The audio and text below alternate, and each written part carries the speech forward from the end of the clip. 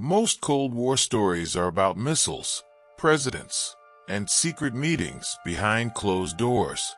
But some of the most dangerous battles were fought quietly, in ordinary places, by people who were never meant to be noticed.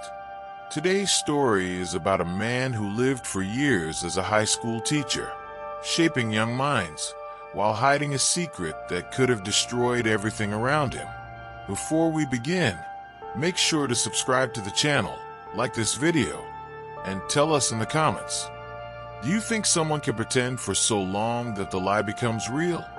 In the late 1970s, as autumn settled over the American Midwest, a quiet man arrived in a suburban town that barely registered on any map of global importance. He introduced himself as Daniel Harper, a recently relocated social studies teacher eager to start over after a failed marriage and a string of disappointments back east. He dressed plainly, spoke with a calm confidence, and carried himself like someone who preferred observation to attention. The school district welcomed him without hesitation.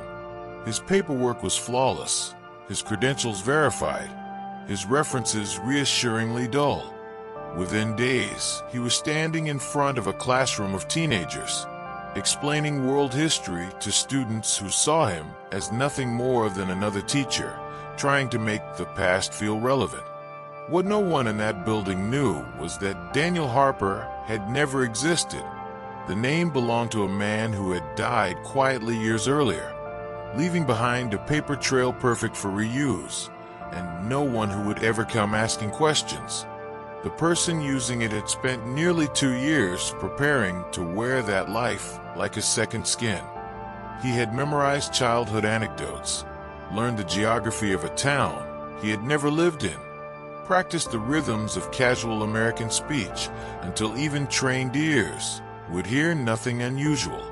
By the time he crossed the school's threshold for the first time, the man he used to be had already begun to fade.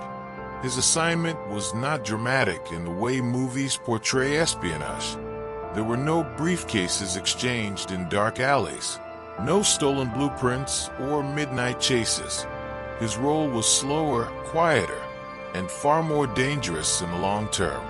He was placed there to blend in completely, to build trust naturally, and to wait. Years if necessary, decades if required. He was a long-term asset, designed to disappear into normal life so thoroughly that suspicion would never find him. That disappearance had begun long before he reached American soil.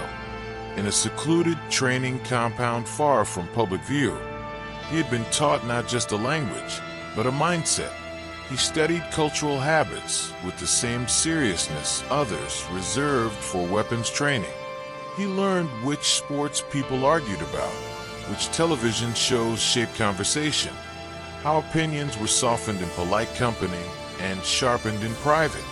He practiced casual gestures, posture, even the correct way to complain about the weather. Mistakes were corrected instantly and harshly. A single misplaced word or foreign habit could undo years of preparation.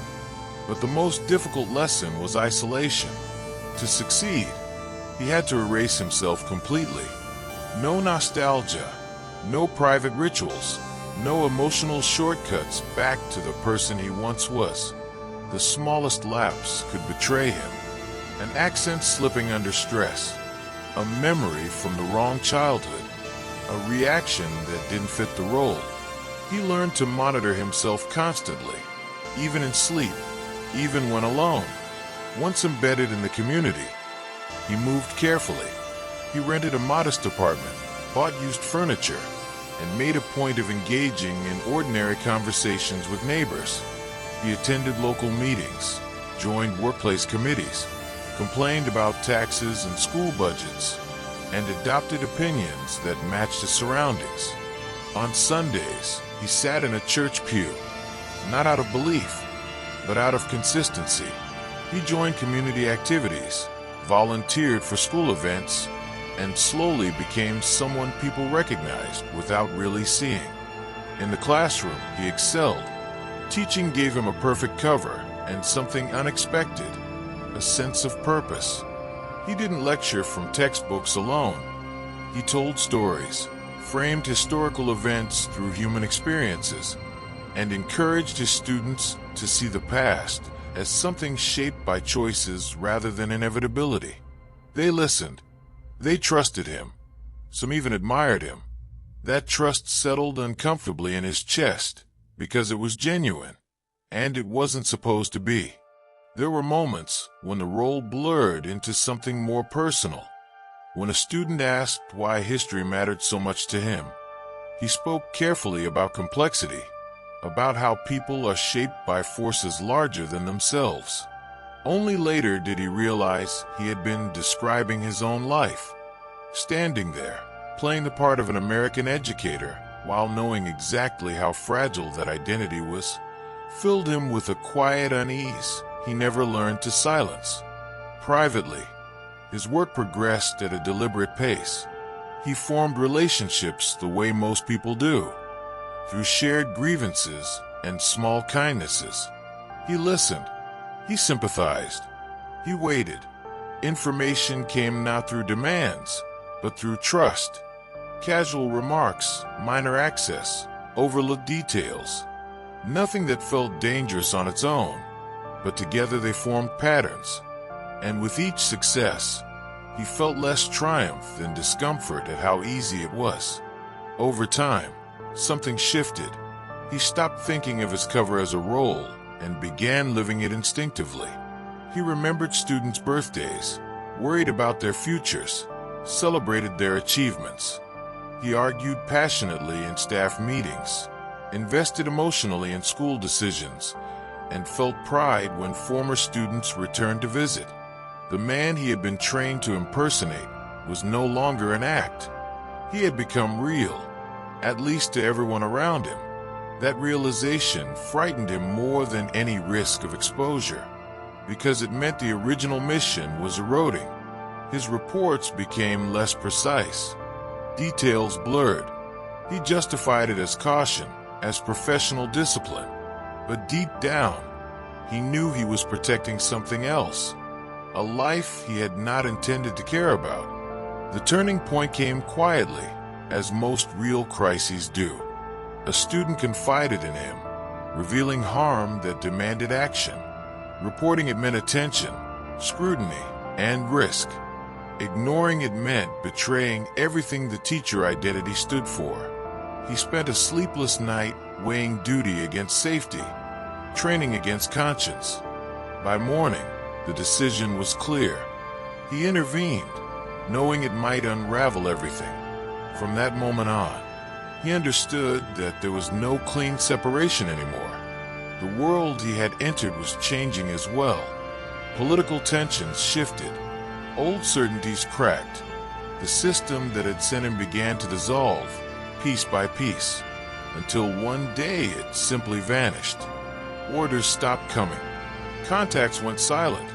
He waited for instructions that never arrived. He could have left.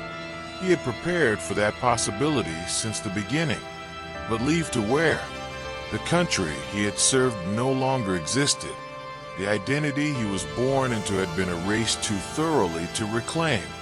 What remained was the life he had built by pretending, the only one that felt tangible. Years later, when investigators finally came asking questions, he recognized the end immediately. He didn't resist. He didn't run. There was nowhere left to go. When confronted with the truth, he confirmed it calmly, almost with relief. The trial was discreet, the sentence heavy. The public never fully understood the story, and perhaps never could.